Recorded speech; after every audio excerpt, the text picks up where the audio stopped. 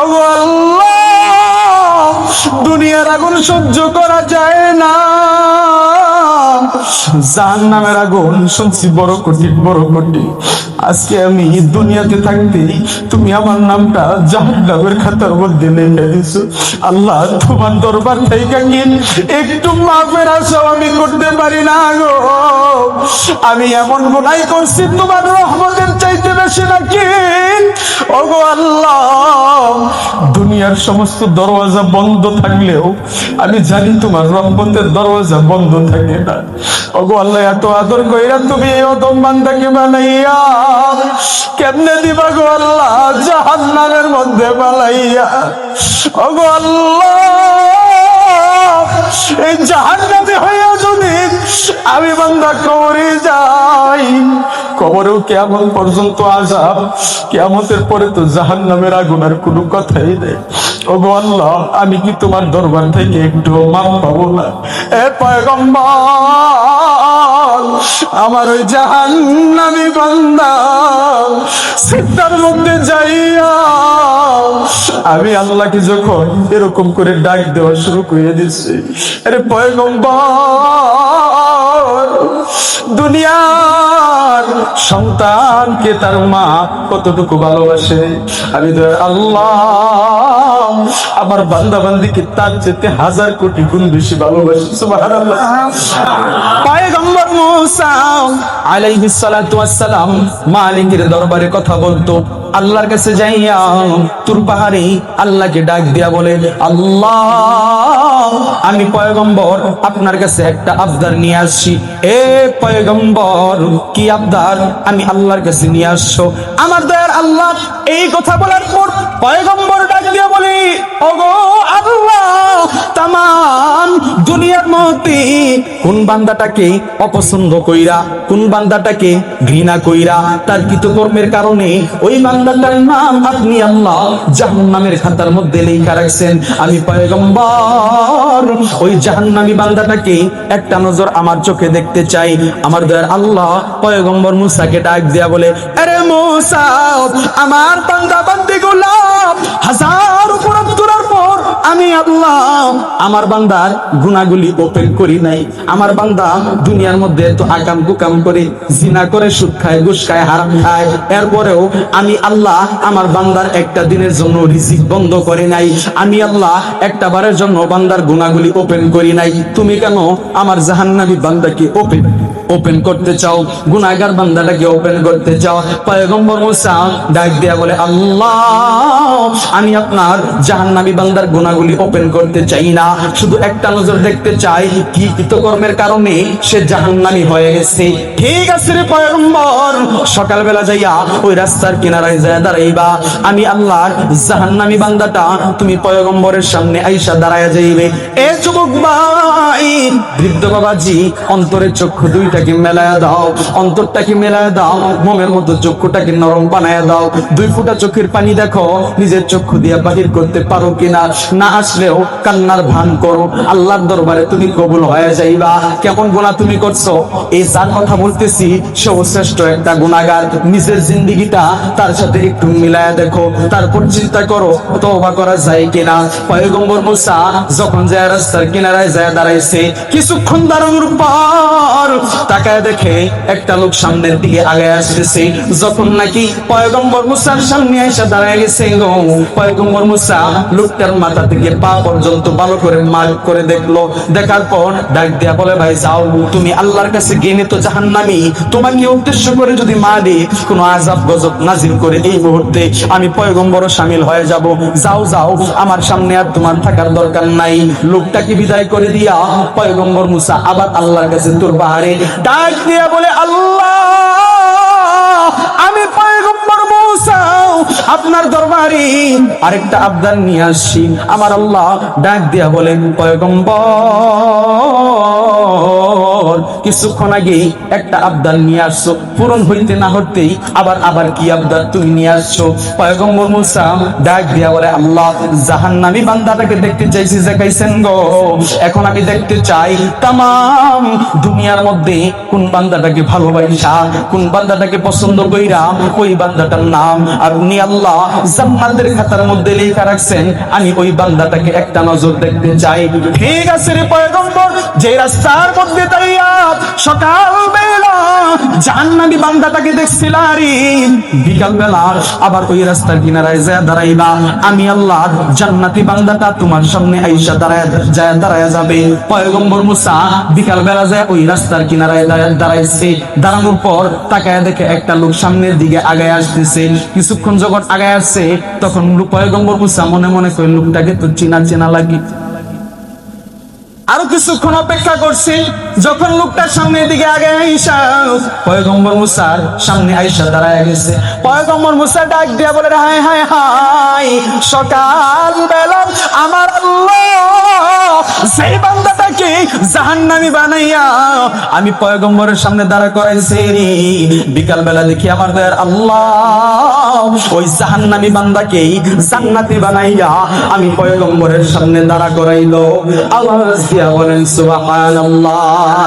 পয়গম্বর মুসা দৌড় দিয়া আবার দূর পাহাড়ে ডাক দিয়া বলে, আল্লাহ, বুঝলাম না আপনার লীলা খেলা। আমার আল্লাহ ডাক দিয়া বলেন, পয়গম্বর, আমি আল্লাহর খেলা বুঝা বড় কঠিন, বুঝা বড় দায়। আমি আল্লাহ, তুমি মুসার মতো মুসা না, আমি আল্লাহর রহমতের দরিয়া, বিশাল দরিয়া। আমি আল্লাহ আমার বান্দাকে এত আদর করি রে, আমি আল্লাহর খেলা লীলা খেলা তোমার বুঝা বড় কঠিন হয় যাবে, বুঝা বড় দায়।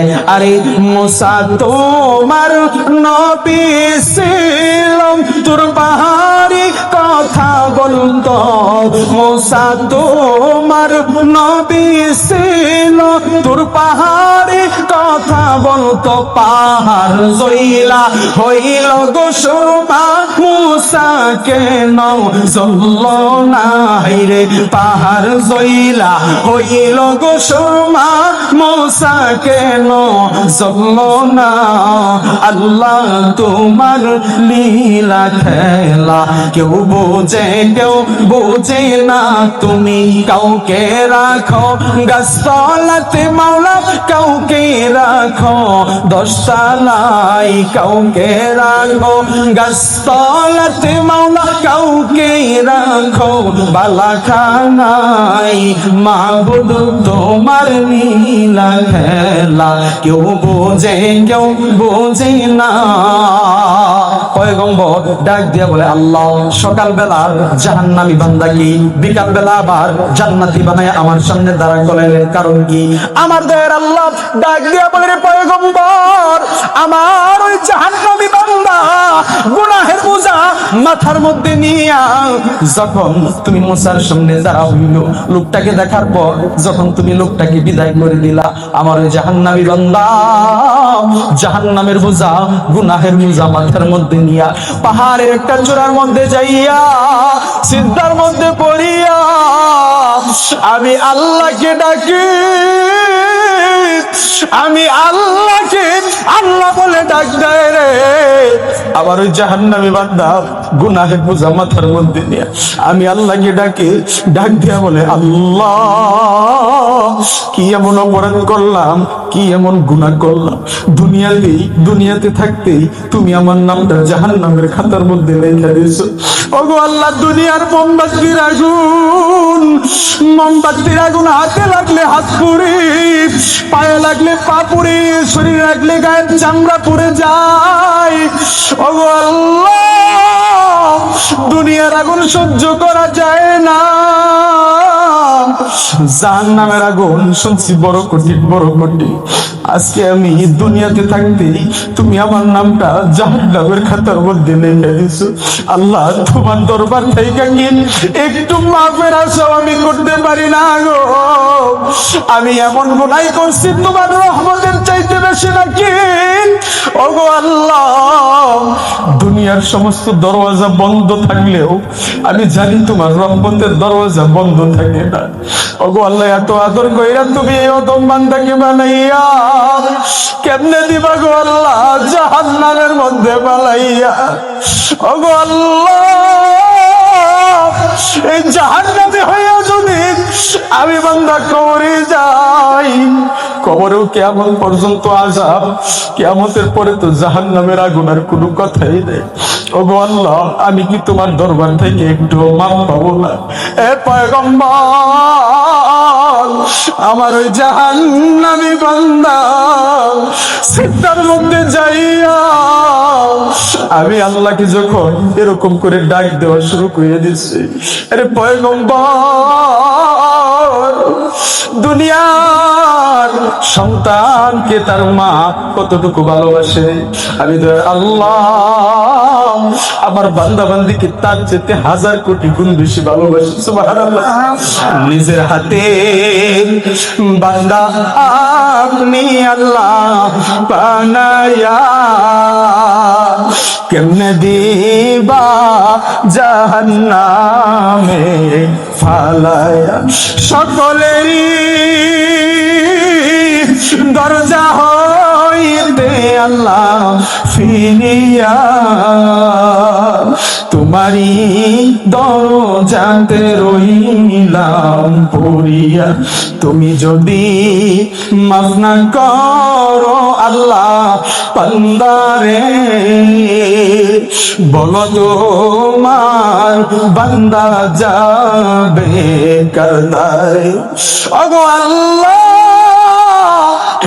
আমি আপনার জাহান্নামের আগুন সহ্য করতে পারবো না আল্লাহ তোমার রহমতের চাইতে তো বেশি গুনাহ করি নাই আমাকে কি আল্লাহ মাফ করা যায় না নাকি আমার দয়ার আল্লাহ পয়গম্বরকে ডাক দিয়ে বলে আরে পয়গম্বর আমার ওই জাহান্নামী বান্দা সিজদার মধ্যে যাইয়া এরকম করে যখন চোখের পানি ছেড়ে আমি আল্লাহকে আল্লাহ বলা শুরু করে দিছে রে আমি আল্লাহর দরবারে তওবা করা শুরু করে দিছে কান্নাকাটি শুরু করে দিছে একটা সময় ওই বান্দার চোখের পানি কান্নাকাটির কারণে আমি আল্লাহর রহমতে কুদরতিয়তের অন্তরের মধ্যে জোশ উঠা গেছে সাথে সাথে আমি আল্লাহ আমার বান্দা বান্দি আমার ওই বান্দার तमाम জিন্দেগীর গুনাহগুলি maaf কইরা দিয়া আমার ওই বান্দার নামটা জাহান্নাম থেকে কাইদাও আমি দয়ার আল্লাহ জান্নাতের খাতার মধ্যে লেখা দিছি